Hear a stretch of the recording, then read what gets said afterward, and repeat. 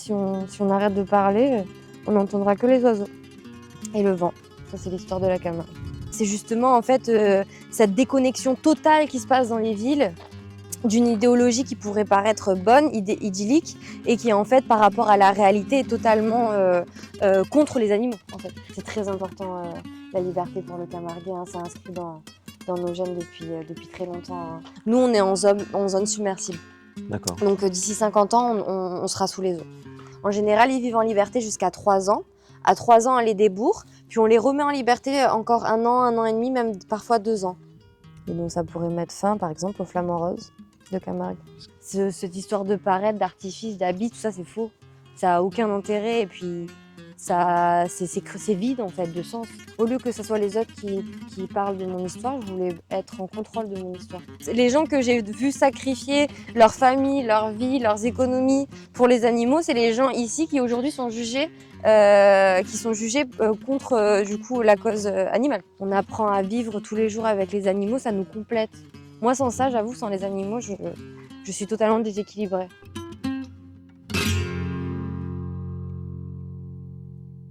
Bonjour à toutes et à tous. Aujourd'hui, je suis dans le sud de la France, en Camargue et plus précisément, au Sainte-Marie-de-la-Mer, ici aux cabanes de Cacharel, où je vais rencontrer la famille Théroux, et notamment Tessa, la fille d'Olivier Théroux, qui va nous expliquer un petit peu la culture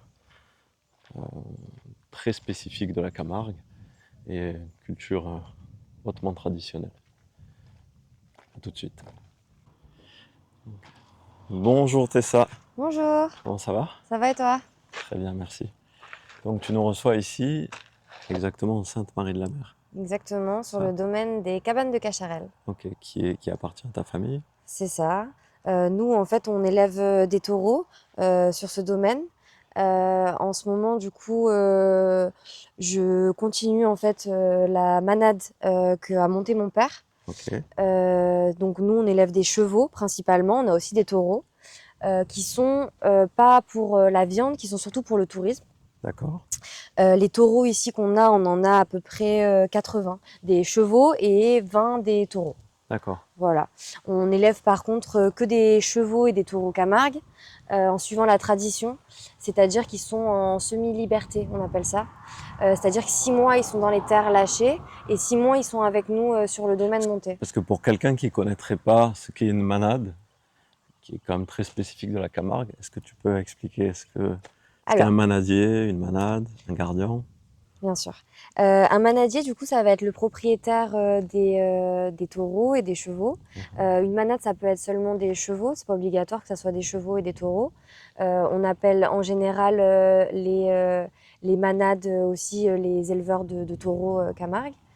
Le manadier, donc ça va être le propriétaire. Le gardien, ça va être celui qui va s'occuper des taureaux.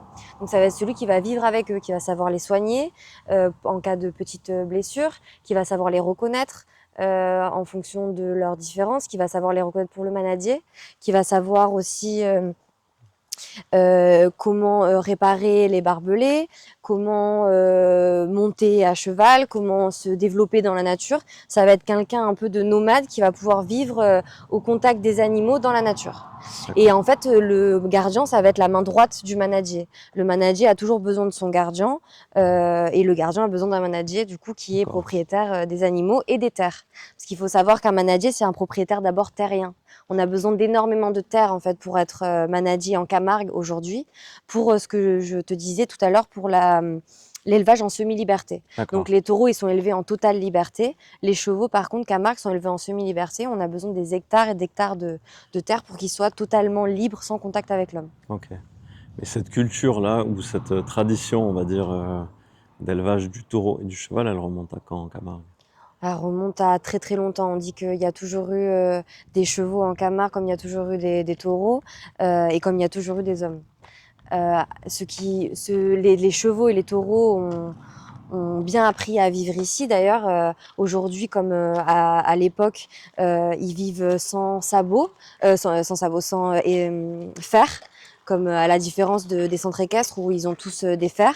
Nous, on leur met toujours pas de fer d'ailleurs, pas de couverture l'hiver, et ils se font leurs poils en fait en hiver, comme ils les perdent en été. D'accord. Parce qu'en fait, la Camargue, c'est très dur d'y vivre. Rien n'y pousse, c'est très salé. Seulement quelques plantes qui poussent, mais qui sont pas souvent comestibles pour les chevaux. L'hiver, il fait très froid, très gros vent, le Mistral. Et l'été, très chaud. Terre très aride en fait, où le sel en fait submerge tous les étangs et il y a presque plus d'accès à l'eau. C'est une terre qui est sortie des eaux par Napoléon en divisant le Rhône en deux originellement. Et donc avant, en fait, les gardiens qui étaient donc plutôt des nomades, en fait, qui suivaient les troupeaux, amenaient les troupeaux ici en Camargue, au Sainte-Marie de la Mer notamment, l'été, quand les eaux s'écartaient, et l'hiver les ramener vers la Gardouninque, on appelait ça. Aujourd'hui, on appelle ça la Petite Camargue. Donc ça serait vers à peu près Nîmes, le Quélard, toute cette zone-là, qui est bien plus riche et qui est bien plus haute au niveau des eaux. Aujourd'hui, donc grâce à Napoléon, la terre a émergé. Par contre, ça a un temps, tout ça, avec l'eau qui monte, le réchauffement climatique et les eaux qui vont submerger pas mal de terre. Nous, on est en zone submersible. D'accord. Donc d'ici 50 ans, on sera sous les eaux. Donc ça, la Camargue, oui, c'est sûr. C'est sûr. quelque chose que vous voyez au quotidien? Oui, au quotidien, on le voit. On est au courant depuis des années. Et maintenant, il y a l'État qui commence à comprendre que c'est une réalité et qui est en train de mettre des lois justement en place par rapport à ça. Donc nous, on sait que le domaine sera submergé. On est très bien au courant. Donc ce qui rend encore plus riche chaque moment passé justement avec nos chevaux dans ces terres ancestrales où on a grandi.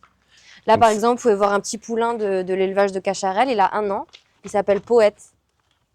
Et Poète, il a la marque. Il a le P ici. Le P2.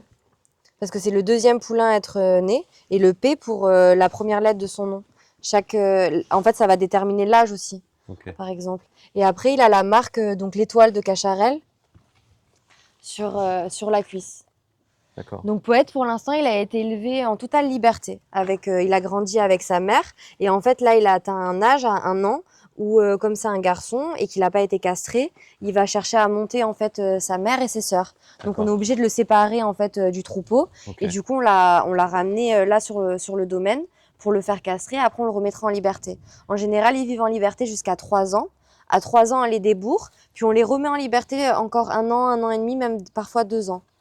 Ça permet en fait qu'ils se développent encore davantage et qu'ils apprennent aussi beaucoup en liberté. Comme il y a les vieilles juments, la plupart de leur apprentissage de la vie, par exemple dans Centre équestre, il y a des chevaux qui vont vouloir, qui vont pas savoir quelle plante manger. Aujourd'hui, ils vont être totalement dépendants de l'homme. Alors que les chevaux Camargue, qui vivent encore une grande partie de leur vie en liberté, ont un grand apprentissage en fait avec les vieux chevaux qui leur transmettent une partie de leurs connaissances. Donc ils vont savoir se débrouiller tout seuls en liberté, ils vont pas avoir besoin de nous. D'ailleurs c'est souvent eux qui nous apprennent plutôt que l'inverse. Mais malgré que c'est des chevaux qui vivent encore en liberté, ça reste des chevaux quand même très gentils. On peut voir, Poète c'est un poulain de 1 an mais qui est adorable. On a une vraie connexion en fait avec les chevaux en Camargue. Les chevaux Camargue, en fait il faut savoir respecter leur liberté. Et ils nous le rendent 10 fois plus. Et si tu parlais tout à l'heure des taureaux et des chevaux qui sont en liberté ou en semi-liberté, est-ce que la liberté, c'est aussi quelque chose d'important pour le Camarguais? Oui, c'est très important la liberté pour le Camarguais. C'est inscrit dans nos gènes depuis très longtemps. Rien que par rapport à cette immensité de nature qu'il y a en permanence autour de nous. Et le Mistral aussi se vend. Puis on a réussi à gagner notre terre par notre liberté, par notre conviction de vivre ici. Donc c'est vrai que maintenant quand on entend certains débats qui veulent nous empêcher de continuer à maintenir notre mode de vie, nos traditions qui sont ancestrales et qui sont tellement importantes en plus pour des animaux aujourd'hui, parce que sans nous en fait aujourd'hui dans la réserve naturelle par exemple, on peut plus mettre de chevaux Camargue en liberté malgré que c'était leur terre d'origine. Seulement en fait nous en achetant des terres, en étant propriétaires terriens, on peut leur permettre de vivre vivre en liberté. Mais sans en fait un propriétaire derrière, ils pourraient pas être libres dans les terres. Ils seraient obligés de vivre dans des centres équestres ou d'être tués à la naissance dans des abattoirs ou encore pire. Donc ce que tu dis, c'est que des fois la préservation, c'est pas toujours, enfin disons le résultat qu'on recherche, c'est pas toujours le résultat qui apparaît. Exactement. Aujourd'hui, donc nous, on est là pour préserver en fait une certaine liberté chez nos chevaux, que certains, par mauvaise compréhension, je pense, jugent ça comme de l'esclavage animal, alors que nous, on n'est pas du tout dans ça.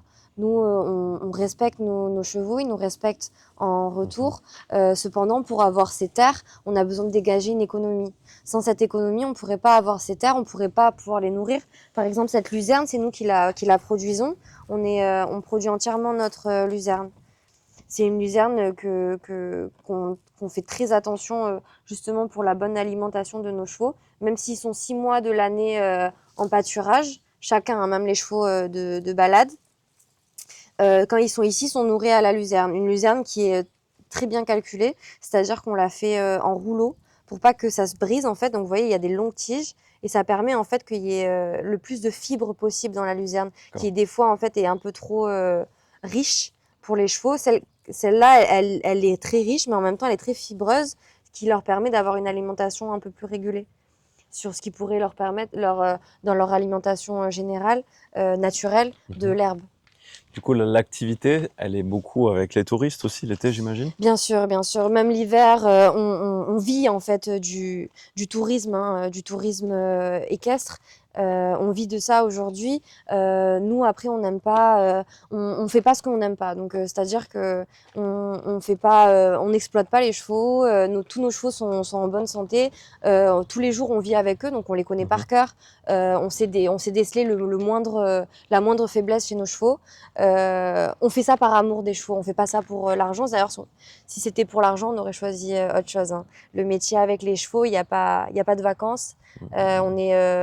Ils sont dépendants de nous comme on est dépendant d'eux. Donc, pour notre façon de vivre, on a besoin que tout le monde soit en bonne santé. Aujourd'hui, donc on travaille avec un tourisme qui doit apprendre à respecter nos chevaux. Comme nous on les respecte. Et du coup, en fait, ce qu'on permet on essaye de partager nos traditions avec le tourisme. On essaye pas seulement de dégager un profit, on essaye de leur montrer une façon de vivre en communion avec la nature et les animaux. Et comment est-ce qu'ils réagissent, les touristes, justement, qui viennent, j'imagine, de partout en France, voire de l'étranger, Ouais, de l'étranger, quand ils beaucoup. découvrent un peu cette nature? Parce que j'ai l'impression aussi que la Camargue, elle est à la fois connue, et à la fois mal connue. C'est vrai, exactement. C'est exactement ça. En général, en fait, les gens qui viennent chez nous, ils sont surpris. Ils sont surpris de connaître ça. En général, c'est ce qui se passe parce qu'ils s'attendent pas du tout ils s'attendent pas du tout à ça. Ils ont l'impression que de ce qu'ils ont vu, les images, ils s'attendent à galoper à fond sur la plage. Nous, c'est pas ce qu'on leur offre. Nous, on leur offre une expérience dans les taureaux, dans la nature, dans la réserve naturelle, où ils vont admirer bien évidemment des flamants roses, des taureaux, des oiseaux de tout genre, mais dans l'apprentissage de nos traditions et du respect de la nature. Parce que nous, c'est des choses qui nous tiennent à cœur aujourd'hui, et que c'est ça qui est important pour nous en fait de partager. Parce que aujourd'hui, le grand débat, ça a été par exemple il y a quelques années, ça a été parce qu'on mettait pas de fer à nos chevaux. Et qu'on mettait pas de couverture. C'est une volonté qu'on a en fait de pas le faire, parce qu'ils ont toujours, en fait, on est dans leur terre ancestrale, donc ils ont toujours évolué ici sans fer, parce que c'est de l'argile, sans fer et sans couverture l'hiver. Donc en fait, si on commence à leur apporter ce genre de choses, les fers et les couvertures, ça va les affaiblir. En fait. Et là, maintenant, ils vont devenir, ça va être nécessaire pour eux à leur survie, quelque chose qui n'était pas avant. Donc, avant, on était critiqué par rapport à ça. Aujourd'hui, on est critiqué par rapport aux promenades. En fait, on dit que du coup, on exploite nos chevaux par les promenades. On a beaucoup de débats. En général, les pages véganes nous critiquent beaucoup. Mais sans forcément nous connaître. C'est ça le problème aujourd'hui. On pense on est beaucoup critiqué sur le fait qu'on oblige nos chevaux à partir en promenade tous les jours à faire des heures sans compter, ce qui n'est pas du tout le cas. Hein. Ce qui n'est pas du tout le cas. Chaque heure pour chaque cheval est comptée. On a un planning qui retrace toutes les heures et toutes les journées. Un cheval qui va partir le matin ne va pas partir l'après-midi, par exemple, en balade. Certains chevaux, en fonction de leur âge, vont travailler plus que d'autres. Et sachant que nous, nos chevaux, une fois dépassé l'âge, on se fixe en général en fonction de leur aisance et de leur faiblesse. On les relâche au pré et ils vieillissent jusqu'à la fin de leur jour en pleine liberté. Nos chevaux sont toujours en bonne condition, on le voit, ils sont très gros en général, justement. On a même souvent un problème avec ça, c'est qu'ils sont souvent trop gros. Mais on fait hyper attention. Il faut savoir qu'en fait, tous les gens qui travaillent sur cette structure, dont moi avec mon père, on a choisi, on sait pas on n'a pas choisi ce métier, c'est ce métier qui nous a choisi en fait. Mais il y avait aussi les grands-parents, les arrière-grands-parents. C'est ça, exactement. Alors après, mon père, en fait, il a une histoire un peu particulière. Ses parents n'étaient pas du tout dans les chevaux. Il était nîmois originaire et il a débarqué en fait sur le domaine avec Denis Colomb, du coup, qui a créé le domaine. Denis Colomb de Donnan, qui a aussi créé le film Crin Blanc, qui a été tourné sur ce domaine-là. Et il a débarqué en fait à 13 ans et il est tombé amoureux des chevaux et il s'est juré que plus tard il allait récupérer ce domaine. C'est ce qu'il a fait d'ailleurs. Et il a jamais laissé tomber son rêve jusqu'à faire sa propre manade avec nos propres chevaux, qui sont d'ailleurs, qui retracent toute l'histoire de Cacharel avec l'étoile en fait du Félibri, notre marque, qui en fait déclare les 7 poètes qui ont écrit l'histoire de la Camargue, donc on faisait partie de Nicolon de Donnan et Mistral d'ailleurs, qui ont écrit en fait qui ont écrit les pages et qui ont commencé en fait eux à mettre en avant la Camargue à l'étranger, outre frontières et même en France, avec des films, avec des livres, avec des photos. Et en fait, à l'origine, les manadiers, si on peut retracer ça dans l'histoire, c'était quand même des gens de lettres. C'était souvent des bourgeois qui avaient justement l'abondance et le temps pour pouvoir acheter des terres et pouvoir élever les chevaux en semi-liberté comme on fait toujours aujourd'hui. Sauf que du coup à l'époque, ils n'avaient pas forcément besoin d'argent, comme ils en avaient déjà de famille. Aujourd'hui, c'est différent. On a besoin en fait de recevoir par notre communauté et par le tourisme. Et si en plus on peut leur transmettre des valeurs authentiques et des valeurs liées à la nature, en général, ça rééquilibre pas mal de personnes de connaître nos valeurs. Et tu parlais de transmission générationnelle. Toi, tu es fille unique ou tu as des frères et sœurs? J'ai un demi-frère, un petit frère Achille, qui s'appelle, qui a 9 ans. À l'origine, j'étais fille unique de mes parents. Et après, moi, j'ai vraiment grandi sur le domaine. Mon père, ça fait 25 ans qu'il est sur le domaine et j'ai 25 ans. Donc, j'ai vraiment grandi sur le domaine avec les chevaux. Et aujourd'hui, je travaille seule, oui, avec mon père pour reprendre Il y a beaucoup de femmes qui travaillent dans ce domaine? Non, pas trop, effectivement. Ça commence à changer un peu, mais originellement, une femme, d'ailleurs, ne peut toujours pas être gardien. Aujourd'hui encore, une femme ne peut pas tenir le trident. Une femme ne peut pas faire monter à cheval pendant le pèlerinage des Gitans. Il y a beaucoup encore de règles. Comme on maintient les traditions, on maintient encore certaines façons de faire originelles. Par contre, à l'origine, une femme ne pouvait pas être manadier et manadière maintenant, du coup. Et depuis Fonfone, en fait, Fonfone, ça a été la première manadière en Camargue.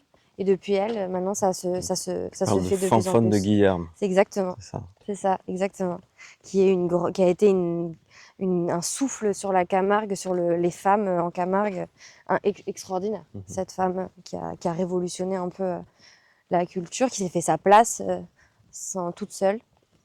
Du coup, pour toi, c'est difficile ou tu as trouvé ça simple? C'est difficile comme la vie est difficile, on va dire, en général. Il n'y a rien de facile. Tout est un combat, mais bon, on s'ennuierait sinon. Mais oui, c'est bien sûr que c'est difficile. Ça a été difficile pour me faire ma place, ça a été difficile pour me faire entendre. J'étais très révoltée d'ailleurs en étant en étant petite, de Quand tu voir dis faire que ta place par rapport à qui? par rapport aux hommes, par rapport aux adultes, par rapport aux gens d'ici, par rapport même au niveau du domaine, de me faire respecter, de me faire écouter, comme quoi que moi aussi j'ai du savoir, que j'ai grandi ici, et pour qu'on arrête de me visualiser peut-être comme la fille d'eux, Ah, et comme moi, ma propre personne, en tant que femme, et en tant que moi, avec mes propres connaissances. J'en ai beaucoup à apprendre, mais j'en ai, et aujourd'hui, on me respecte de plus en plus. J'ai fait enfin une place à mes idées. Aujourd'hui, mon père me laisse de plus en plus de place pour mes idées, pour ma vision un peu plus nouvelle sur les choses. Moi, j'ai voulu communiquer beaucoup, donc notamment sur les réseaux sociaux.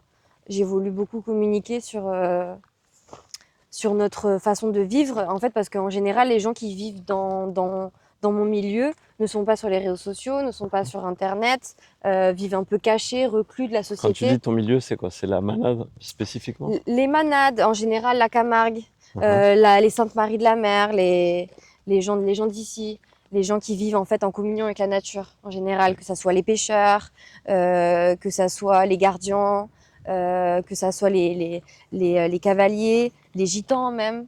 En général, c'est des gens qui sont en fait en reclus de la société, qui sont en communion avec toujours les traditions originelles du lieu, mais qui sont en fait vraiment en totale harmonie en fait avec la nature, et du coup totalement déséquilibrée avec la société d'aujourd'hui, qui est plus du tout en harmonie en fait avec les animaux et la nature. Toi, tu pourrais pas vivre en ville aujourd'hui. Non, là j'ai essayé d'ailleurs. Où J'ai fait ça? mes études en ville. J'ai fait plein d'endroits, hein. J'ai fait une partie à Montpellier. Après je suis partie à l'étranger. Je suis allée à Londres, Miami. Ouais, c'est grand écart là. Ouais. Après j'ai fini en République dominicaine parce que c'était horrible. En fait je déprime en ville. Je déprime. Bah, c'est sûr que quand on voit le décor, si c'est là que tu as grandi, C'est ça ça. peut être très compliqué d'arriver en ville au milieu de C'est buildings et très puis. compliqué. Après, en fait, la volonté de mon père, c'était qu'il voulait que j'apprenne de tout le monde, Uhum. l'économie, les langues. Toi, tu La... serais pas allé ou c'est ton père qui t'a poussé? Au début, oui. Au début, oui. Après, j'ai voulu quand même voyager, hein. Après, j'ai eu une volonté de voyager, mais pas dans les villes, par contre. Moi, quand j'ai choisi mes voyages, c'était dans les forêts perdues, en plein milieu du Costa Rica, pour des missions. Pour les tortues par exemple, où j'ai fini en République dominicaine pendant 2 ans après dans une finca à monter des chevaux. Voilà, à chaque fois que j'ai choisi, par contre, je me retrouvais toujours dans la nature, par contre. Mais ça a été très enrichissant, hein, même sans avoir fait mes études dans les villes, j'aurais pas les connaissances que j'ai aujourd'hui sur la communication dans les réseaux, la gestion d'une équipe, la communication avec la clientèle. Là, on a une balade, par exemple, qui rentre avec Capucine. Mhm.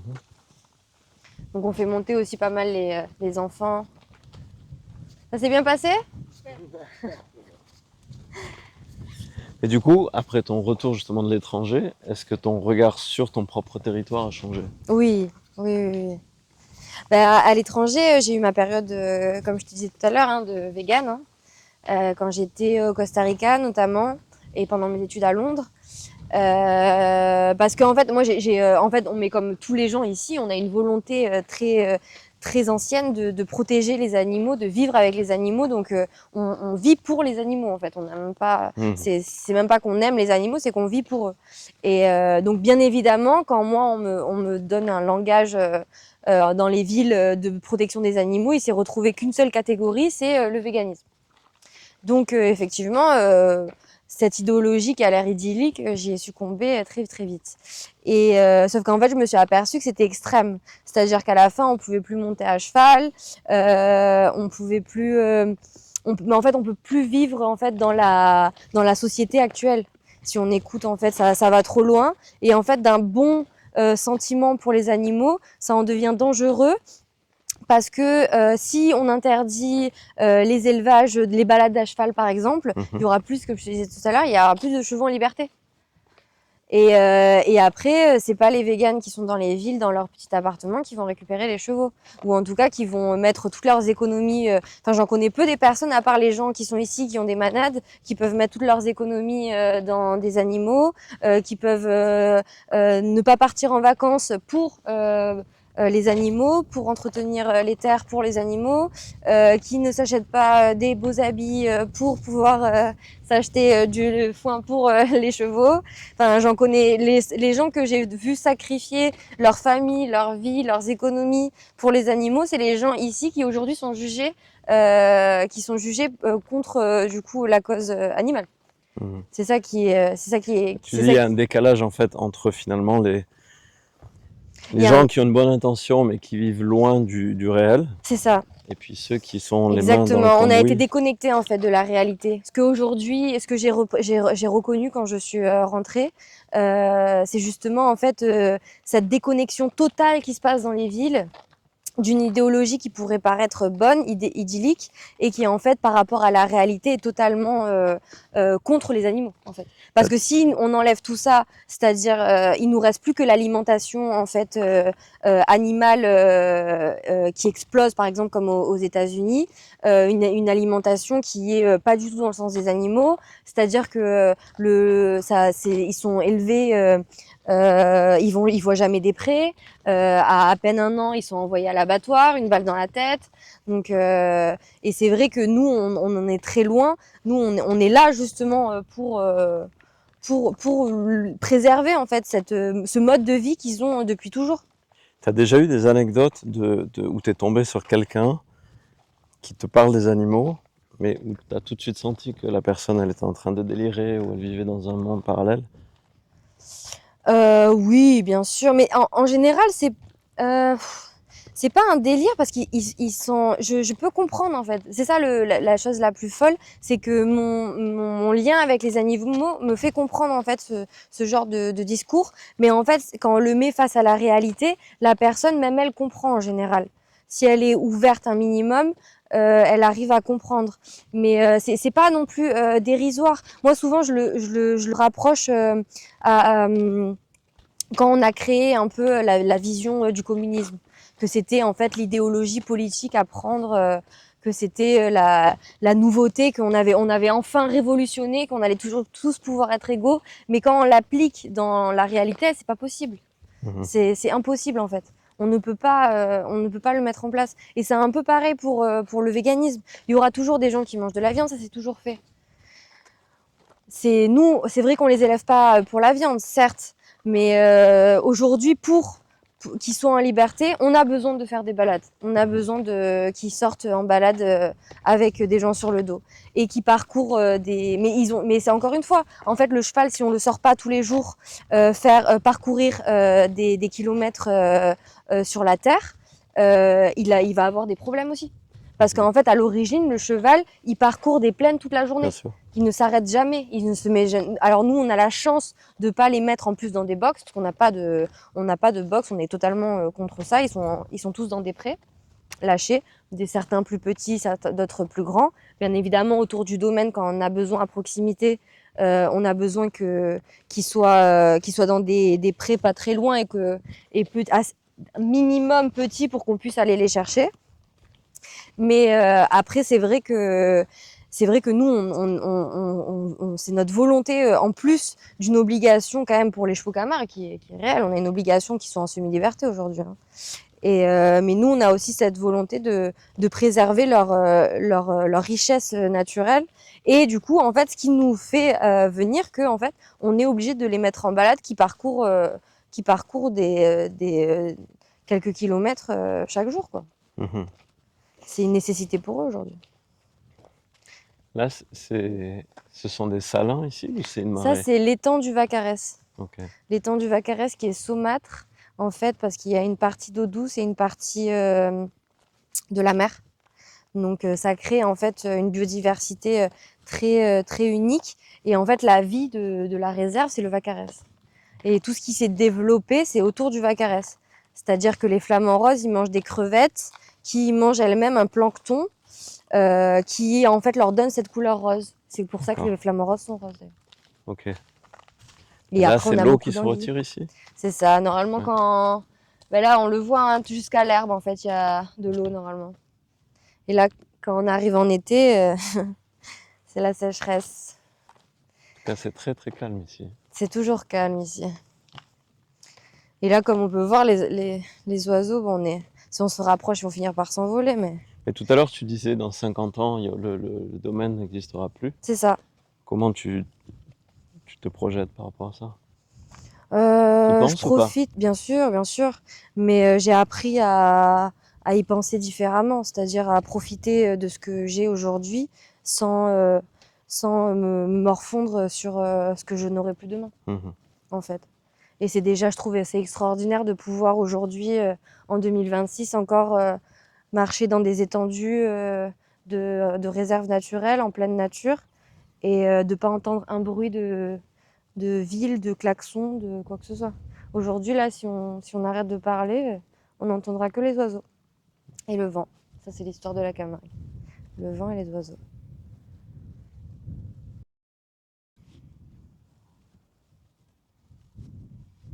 Et donc là, c'est une réserve. Réserve naturelle de Camargue. Protégée. Chaque moindre parcelle est protégée. L'eau saumâtre, les oiseaux, les flamants roses, la salicorne qui pousse tout autour, les tamaris là-bas, l'argile sur laquelle on marche. Tout, absolument tout est protégé. Peut-être un peu trop même, je dirais. Parce que du coup, en fait, l'étang du Vacarès, comme je disais tout à l'heure, c'est un étang saumâtre. Donc en fait, parce qu'il y a le Rhône qui s'y jette et la mer aussi. Ok. Donc ça fait une eau mi-salée, mi-douce. Et depuis quelques années, en fait, ils ont coupé l'arrivée du Rhône, l'État, euh, parce qu'ils disent que en fait, le Rhône passe dans les cultures de riz. Et ils disent qu'ils mettent des produits en fait dans les cultures de riz qui finit dans l'eau du Rhône, qui finit dans le Vacarès. Et comme le Vacarès est une réserve naturelle protégée, ils veulent pas qu'il y ait des produits chimiques qui s'y jettent. Cependant, là où c'est un problème, c'est qu'on a toute une biodiversité qui a évolué par rapport au cœur qui est le Vacarès, la source d'eau Mhm. de toute l'immensité de la réserve. Donc en fait, on est sur un danger d'un déséquilibre total en fait de l'environnement, que ce soit des animaux, de la faune et la flore sauvage, parce que tout repose autour de cet équilibre très, très spécial de cette eau saumâtre en fait. Et aujourd'hui, du coup, le Vacarès est bloqué. Le Rhône est bloqué en fait pour rentrer dans le Vacarès. Donc ça peut être un danger. On pourrait avoir un taux de salinité très élevé il y a 2 ans, il me semble, il y avait il y avait plein d'animaux morts, plein de poissons morts qui avaient été amassés par le vent et plein d'oiseaux, de tout en fait. Parce que quand on atteint ce taux de salinité, ça déséquilibre absolument tout, les animaux et les plantes. Et donc ça pourrait mettre fin, par exemple, aux flamants roses de Camargue, Parce que c'est des espèces qui viennent spécifiquement ici. dans le Vacarès, Ouais. qui se nourrissent en fait de ces crevettes qui les font devenir roses, qui elles-mêmes se nourrissent par les planctons qui poussent dans le Vacarès. Donc en Camargue, si on déséquilibre les choses, il ne pourrait plus avoir de flamants roses.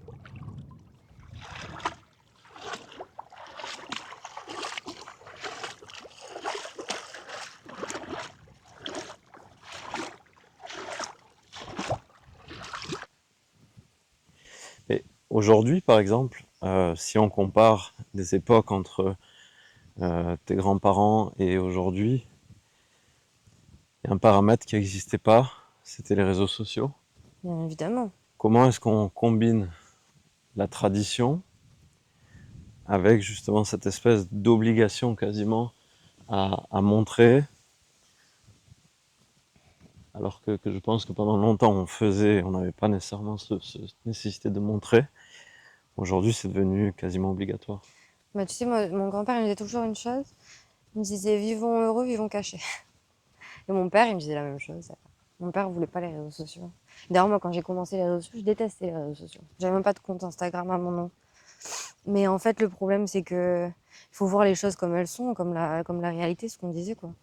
Les réseaux sociaux, c'est un outil de contrôle.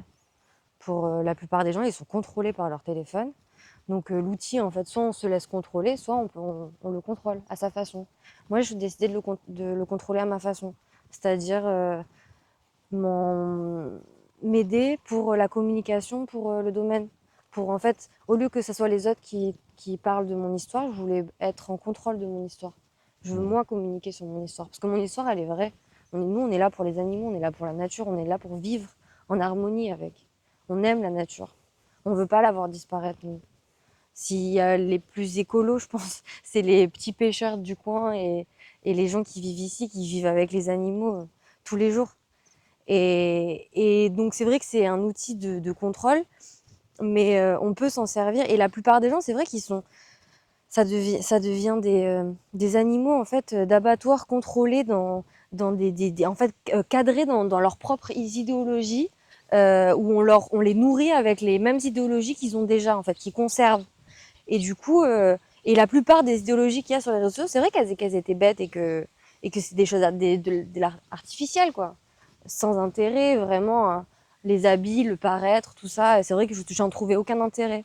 Mais je me suis dit, au lieu de pas être, en fait, de pas participer à la réalité qui était le monde, bah pourquoi pas y participer à ma façon.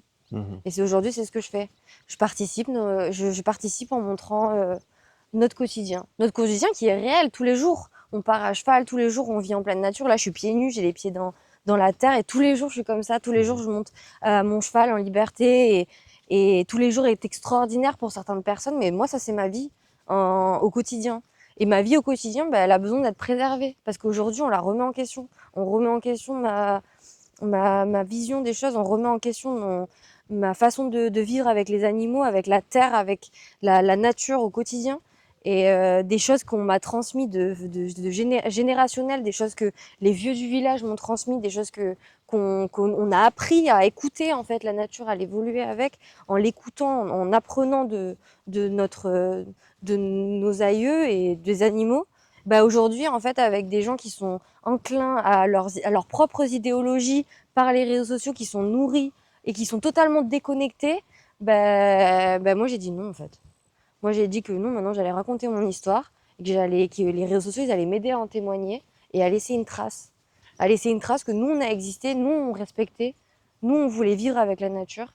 Et peut-être que ça sera pas, ça, je vais pas gagner, mais au moins j'aurais fait de mon mieux et j'aurais partagé sur mon histoire. Mhm. Mais est-ce que tu as l'impression que les gens de ta génération ici de la région, ils sont aussi engagés que toi, ou il y a un petit relâchement sur la protection et la préservation de la culture? Bah déjà ça dépend qui, ça dépend quand, ça dépend où, ça dépend de de quel environnement dans lequel ils ont grandi. Il y en a qui ont grandi dans le même environnement que moi.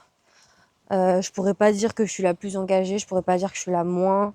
Tout ce que je connais, c'est ce que moi je fais et ce que moi je suis en fait. Donc après, c'est vrai que en ayant fait mes écoles un peu dans les villes, je me suis rendu compte qu'il y avait beaucoup d'artifices que les gens prônaient plutôt que d'idéologie environnementale. C'était plutôt du paraître et de l'allure en fait qu'on mettait en avant. Quand moi, peut-être, c'était des idéologies pour les animaux et l'environnement.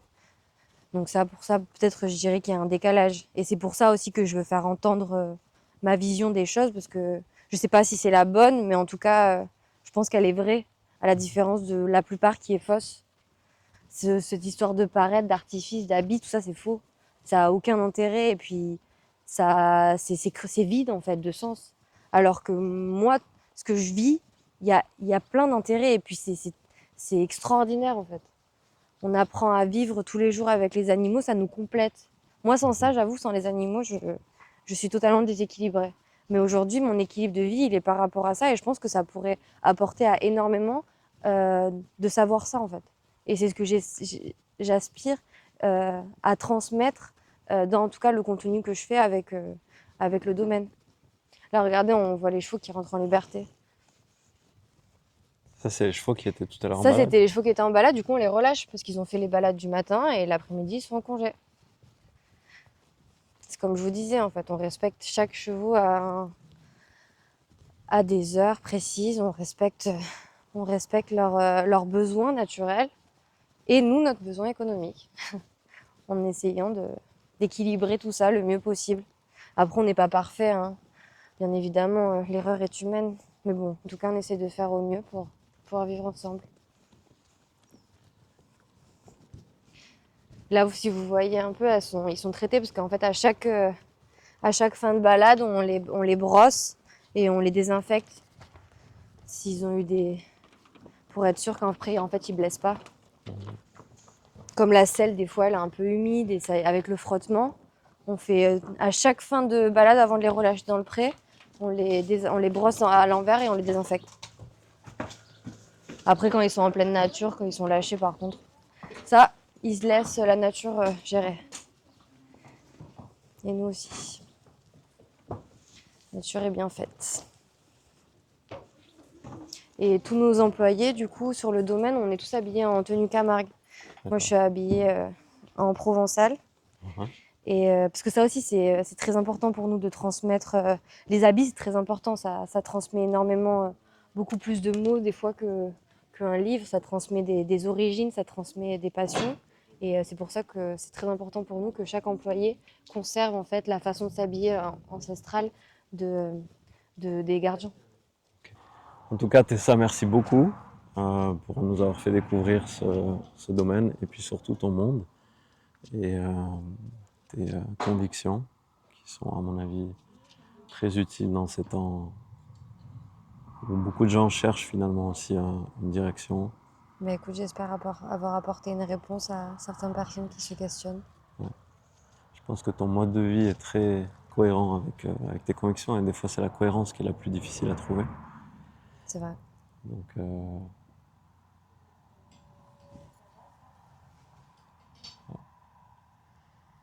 donc je vais te laisser le mot de la fin. J'espère que ce contact à la nature t'aura fait du bien. Mhm. Déjà à toi et aux gens qui vont regarder ces images. Et j'espère que ça pourra apporter des réponses ou des questions à certaines personnes, Mhm. ce qui sera bénéfique dans les deux cas.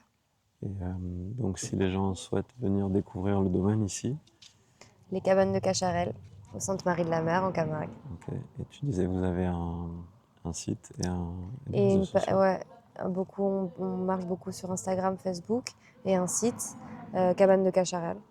Et info@camargue à cheval Ok, pour nous contacter. super. En tout cas, merci beaucoup à toi. Et puis j'espère que je pourrai rencontrer ton papa aussi potentiellement demain. Si le boulot ne l'appelle pas entre-temps, Ok. c'est toujours ça. Voilà, j'espère que cet épisode vous aura plu. Vous en aurez appris toujours un peu plus sur les traditions de la Provence et en particulier la Camargue. Et on vous dit à très bientôt. Bye bye.